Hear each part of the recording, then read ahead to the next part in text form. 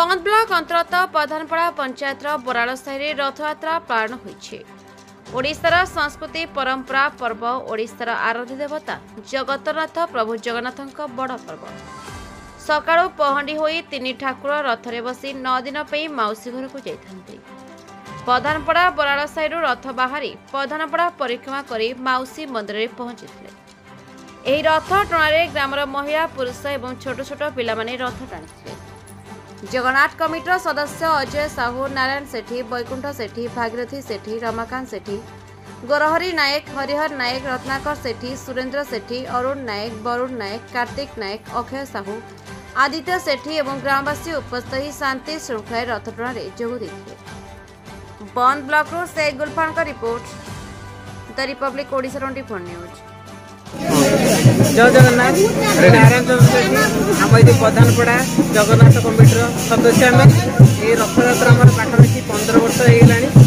आमर ये अंचल शासन पोखरियाड़ी बराड़ साहि प्रधानपड़ा बारसाही समस्त लोक सहयोग सदिच्छा से जगन्नाथ कृपार आम रथ पूरा धूमधाम पालन हो। सकाଳେ आम पाखापाखि 500 लोक अन्न प्रसाद व्यवस्था कराइला। ठीक 3 घटिका समय आम रथ टଣା आरंभ है। आमर पुरी में प्राय जो विधि विधान होमर ठीक से विधि विधान रथ टଣା होमर जो मुख्य पूजक जी भगवान पति से आमर दीर्घ 15 वर्ष है या चलती। कि आमर ये जो रथ होमर जगन्नाथ गोटे रूम फूम माने मंदिर अधा रही आम चेष्टा कर सरकार तरफ साहय सहयोग मिले तो आम रथटा भी रथ आम मंदिर कम्प्लीट। जय जगन्नाथ। मो ना प्रकाश कुमार साहू, प्रधानपड़ा जगन्नाथ कमिटर रथयात्रा कमिटर मु जन सदस्य।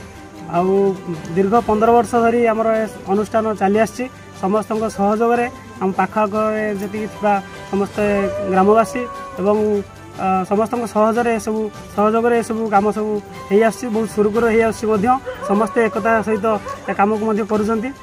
आज अपराह्न आमर प्रसाद सेवन आयोजन कराइला।